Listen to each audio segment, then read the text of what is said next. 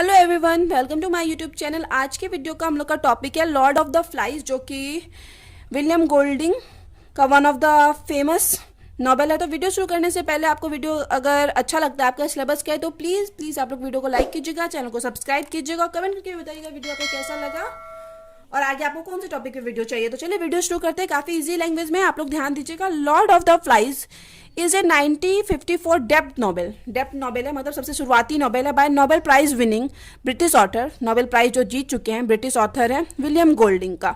William Golding was a British novelist. William Golding जो एक British novelist हैं, play writer है एंड ए पोएट हैं। Golding's original title for this novel was stranger from with in. इसका जो novel जो है लॉर्ड ऑफ द फ्लाइज, इसका जो ओरिजिनल टाइटल था वो था strangers from with in. After it was accepted favour and favour के द्वारा इसको जब एक्सेप्ट कर लिया गया। और फेवर एंड फेवर क्या है? An independent publishing house in London. Publishing house है जो बुक पब्लिश करती है लंदन में। तो जब इसको फेवर के द्वारा एक्सेप्ट कर लिया, the book was named Lord of the flies. तो बुक का टाइटल रख दिया गया Lord of flies.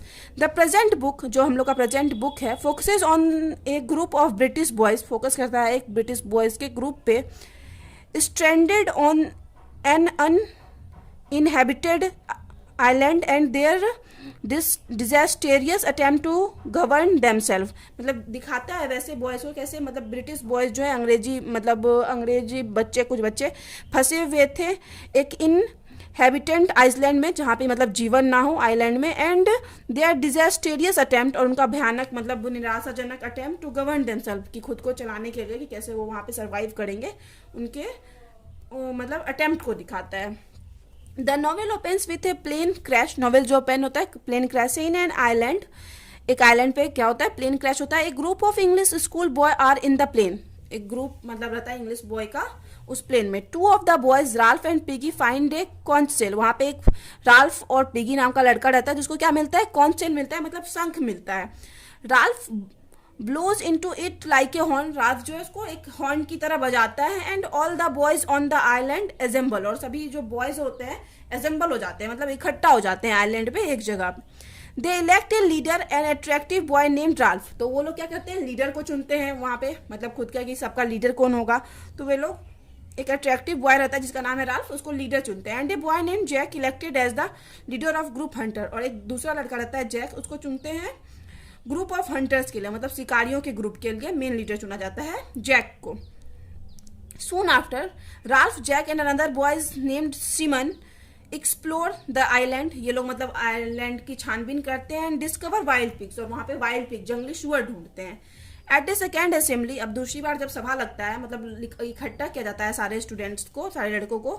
The boys setup rules. तो बॉयज क्या करते हैं यहाँ पे, अब रूल बनाते हैं टू गवर्न देमसेल्फ, कि कौन कौन सा रूल बनाया जाएगा ताकि हम लोग यहाँ पे सर्वाइव कर सके। The first rule is that, पहला रूल था that whoever wants to speak, कि कोई भी कुछ कहना चाहेगा एट एन असेंबली, कि असेंबली में कुछ भी कोई कहना चाहेगा इस सभा में, मस्ट होल्ड द कॉन्स, तो उसके पास कौन जरूर होना चाहिए, मतलब शंख होना चाहिए। एट द मीटिंग में one young boy claims he saw a beast. एक यंग बॉय क्या करता है, क्लेम करता है कि वो एक बिस्ट देखा है, मतलब एक खतरनाक सा जानवर या राक्षस वो देखा है। बट राल्फ डिसमिसेस इट, लेकिन राल्फ जो है इसको डिसमिस कर देता है as just the product of nightmare. बोलता है कि तुम कोई सपना देख रहे होगे या तुम कुछ मतलब बुरा सोच रहे होगे, ऐसा कुछ नहीं है, सब झूठ है, ऐसा बोल के राल्फ इस चीज को वहीं पे खत्म कर देता है। Ralph then suggest that they build a signal fire at the top of a mountain. Ralph उसके बाद सजेस्ट करता है कि माउंटेन के टॉप पे हम लोग को एक सिग्नल फायर जलाना चाहिए, एज ए सिग्नल आग जलाना चाहिए at the top of mountain की सबसे ऊपर। सो एनी पासिंग शिप्स, इसलिए तो क्या होगा कि कोई भी जो शिप है ना यहाँ से पास कर रहा होगा, विल सी इट स्मोक, तो इसका धुआं देखेगा उस आग का, एंड रेस्क्यू देम, और हम मतलब रेस्क्यू करने के लिए उन लोग को वापस ले जाने के लिए आ जाएगा। The boy who saw the beast, जो बॉय जो मतलब असेंबली में था, मतलब सभा में जो बिस्ट को देखा था, vanishes during the fire and is never seen again, मतलब वो जो आग जलाने के दौरान क्या हो गया, गायब हो गया और कभी उसको वह दोबारा नहीं दिखा। टाइम पास, समय बीतता गया। टेंशन राइजेस, टेंशन बढ़ता गया क्योंकि वहां बच्चे अकेले थे। राल्फ बिकम फ्रस्ट्रेटेड, राल्फ काफी फ्रस्ट्रेटेड हो गया। When no one help him to build shelter, कोई भी जब उसका मदद नहीं कर रहा था शेल्टर बनाने में, मतलब वो सभी के लिए घर बना रहा था वहां रहने के लिए। Lots of boys goof off while Jack observes about hunting and takes every opportunity to mock piggy.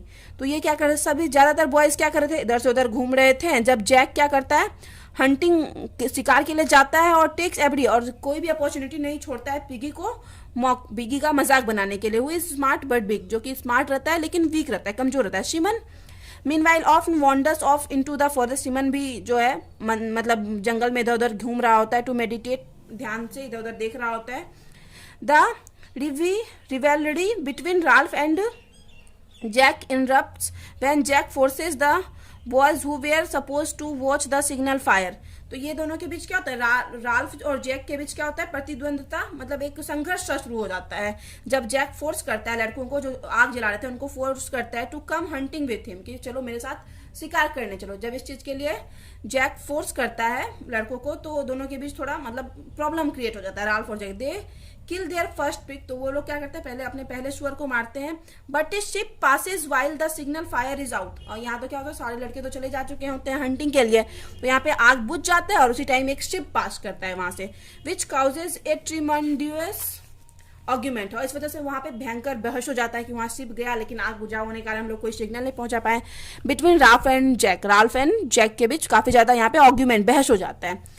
Ralph calls an assembly hoping to set things right, Ralph फिर से एक असेंबली सभा बुलाता है ताकि सब कुछ सही कर लिया जाए। बट दैट नाइट, बट उसी रात, after a distant aeroplane battle, कि एक दूर में एक एरोप्लेन बैटल, युद्ध हो रहा था एरोप्लेन का, a dead parachute had land on the mountain, एक मरा हुआ पैराशूटिस्ट मतलब लैंड करता है माउंटेन टॉप पे। Both Ralph and Jack climb the mountain in the dark, dark में मतलब अंधेरे में चढ़ते हैं दोनों माउंटेन पे, टू प्रूव देयर करेज, अपने करेज को प्रूव करने के लिए, क्योंकि वो लोग असेंबली बुलाए ही होते हैं सभा में, मतलब सबको दिखाने के लिए ऊपर चढ़ते हैं माउंटेन को, अंधेरे माउंटेन पे चढ़ते हैं अंधेरे में।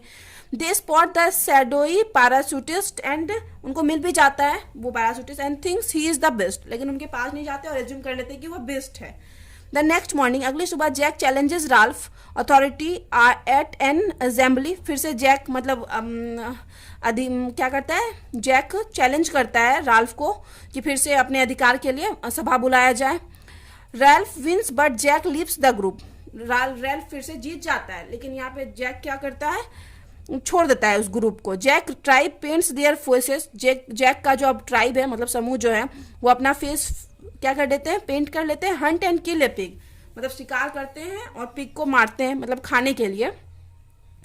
दे then leave its head as an offering to the beast, और उसके हेड को छोड़ देते हैं as a offering to beast, ये बेस्ट को वो लोग ऑफर करते हैं, ऐसा मान के वो छोड़ देते हैं। Simon comes upon the head, Simon head के साथ जाता है, हेड के पास जाता है, and sees the it's is the lord of flies, कि यह मक्खियों का लॉर्ड बन चुका है। मतलब क्या होता है कि उस हेड को चारों तरफ से मक्खियां घेरी हुई होती है।